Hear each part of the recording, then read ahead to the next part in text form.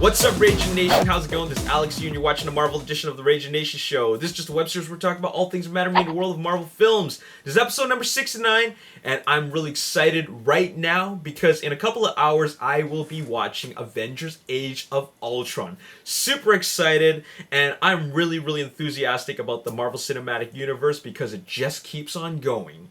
Marvel Studios is going to give us more and more stuff, and one of those films that they're giving us next year is Captain America Civil War, and there's been a new update on Captain America Civil War, just a small update, and that is actor Daniel Bruhl has just confirmed that he will be playing Baron Zemo in Captain America Civil War. That is going to be coming out next year.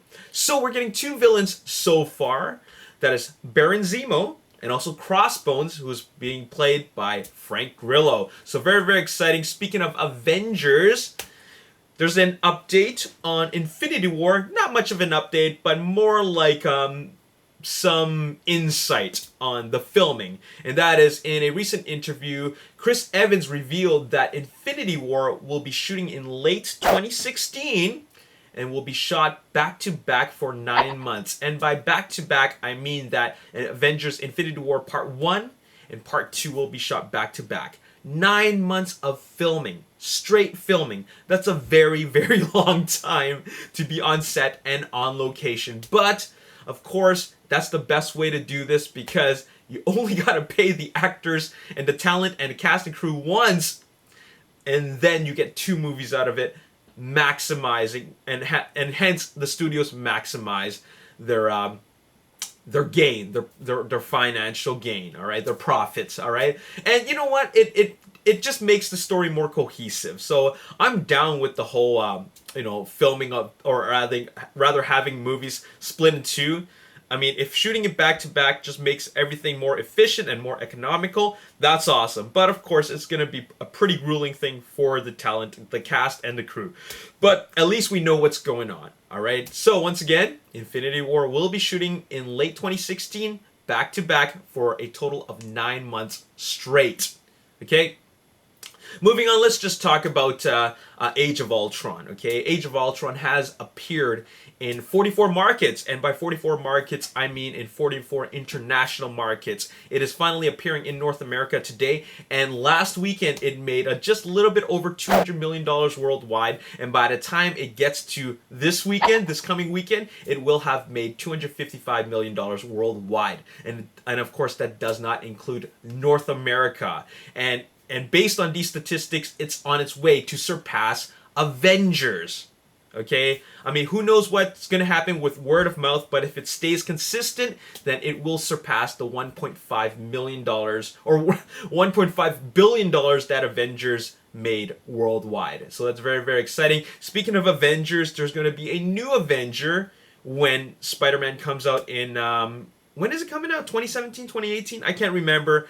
2017 is when the new Spider-Man reboot is going to happen as part of the Marvel Cinematic Universe, and then 2018 is when Sony's animated feature film is going to come out. All right. Now, right now we know that the title for the new Spider-Man reboot is going to be called The Spectacular Spider-Man, but apparently there's a new working title for the Spider-Man reboot, and that is Spider-Man: The New Avenger. I like this title more. It sells the film a lot more than Spectacular Spider-Man. Spectacular Spider-Man sounds too much like The Amazing Spider-Man, which apparently fans are getting a little bit tired of. Now, if you include in the word Avenger and the New Avenger as part of the subtitle for Spider-Man, it draws the fans back in because now they know that he's going to be playing on the same playing field as Captain America, Thor, Hulk, and Tony Stark, or rather Iron Man. So that is a new working title, and I like it. Okay, now let's move on to talk about what's going on at 20th Century Fox, and let's start off by talking about something that happened over at the Fantastic Four front, and that is their website has been officially updated. The official website for Fantastic Four got a new update, and that is character bios. And unfortunately, well, I won't say it's unfortunate, but it looks like there's a little bit of fan uproar over a description of Richard Reed and his abilities. According to the website, it said that Richard Reed doesn't actually stretch himself. Okay, he doesn't actually stretch himself. Instead, he bends space. He bends the space around him, and therefore it makes it appear that he's stretching. Okay, so that stretching you see in the trailer, that doesn't, that isn't actually Richard Reed's stretching physically. It's that he's bending space. He's bending the space around him, which means that he's not actually stretching, but it appears that he's stretching. Okay, why did they decide to make this change? I don't know. Does it make a difference? Not at all. But the fans seem to be crying out. I actually don't like the fact that they changed it to that he's bending space, as opposed to stretching himself.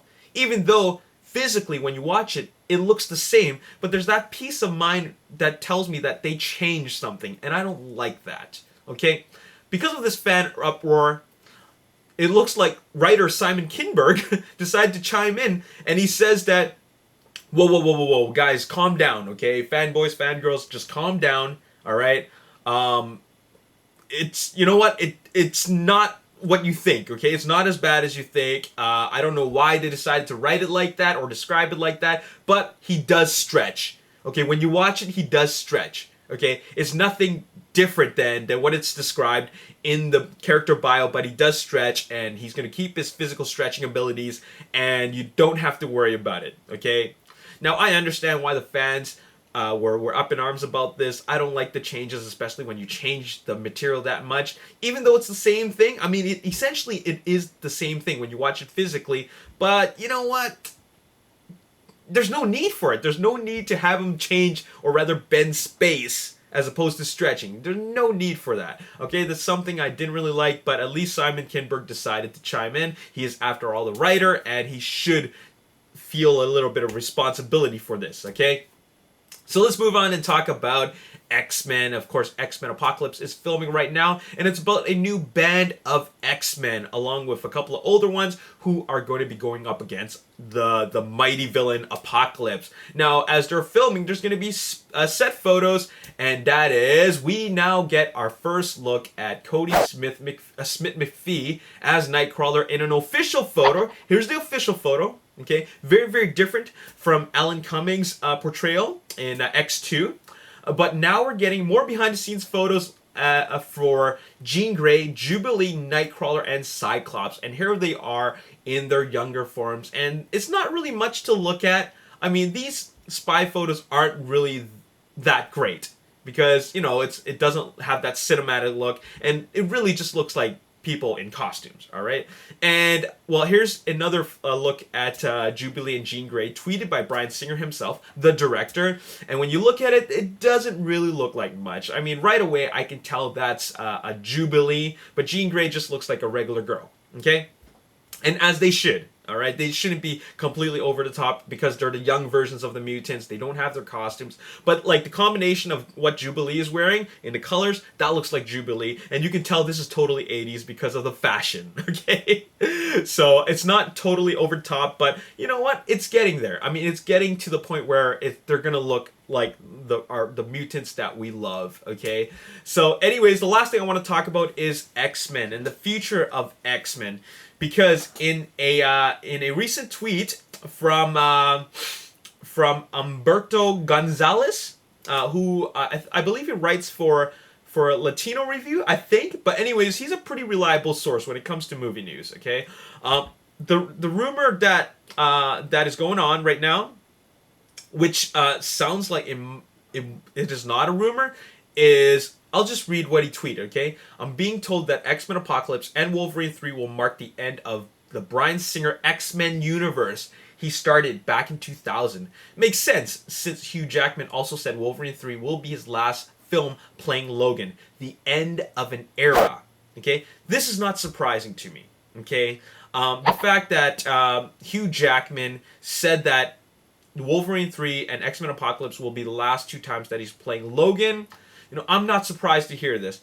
Perhaps Bryan Singer wants to move on to other things. He has been a part of this universe for 16 years now, okay? So, you know, that really tells you that, you know what? It's time to move on. I mean, these X-Men films are huge undertakings, and even though the X-Men universe might be over, at least for Hugh Jackman, it still can live on through the little guys. And by little guys, I mean the smaller spin-off films, Deadpool, Gambit, maybe more standalone films of perhaps Nightcrawler. Who knows? But the X-Men universe created by Bryan Singer is gonna be over after Apocalypse. And it makes sense because Apocalypse is kind of like the Thanos to the Avengers. Thanos is to the Avengers, Apocalypse is to X-Men, Galactus is to Fantastic Four. All right, so that's what's happening. Does this mean that there's going to be a reboot? Who knows? I hope not. I hope they can continue it in a way under a new vision. That's not Bryan Singer if he doesn't want to continue it. But I hope it continues. And it looks like we're going to lose Logan. But like there's couple of new actors that are going to be filling in the shoes of these mutants. So why not keep it going? All right, we can get a huge new era of new mutants, new young mutants that can take over. And if I love these characters the way I'm hoping to love them in X-Men Apocalypse, then the franchise can keep on going, and then they can bring in Deadpool and Gambit into the mix, and it's gonna be wonderful. Anyways, that is what's going on. All right. How do you guys feel about an X-Men reboot if it were to happen? Do you want it to be rebooted because we have seen the same characters over and over again? Or would you like to see keep on going with the new young mutants that we're going to see in X-Men Apocalypse? Let me know in the comments section below. And also let me know which mutants you want to see in the upcoming X-Men future films when and if they do happen. All right, and also, would you like to see some solo films? Like they're already making Gambit and Deadpool. What other solo films would you like to see? Let me know your thoughts in the comment section below. And as always, there will be more videos for the Marvel Universe of films. And so that's why you should hit that like button, hit the subscribe button if you want to see more. And also, if you want to chat with me, you can follow me. You can like the Ragin Nation Facebook page and also tweet at me directly at Ragin Nation. All right. My name's Archie. Thanks for watching. We'll see you next time. Peace. All right. Very, very cool. Moving on. The last thing I got to talk about with 20th Century Fox is, of course, the reveal of Deadpool. Okay. Now,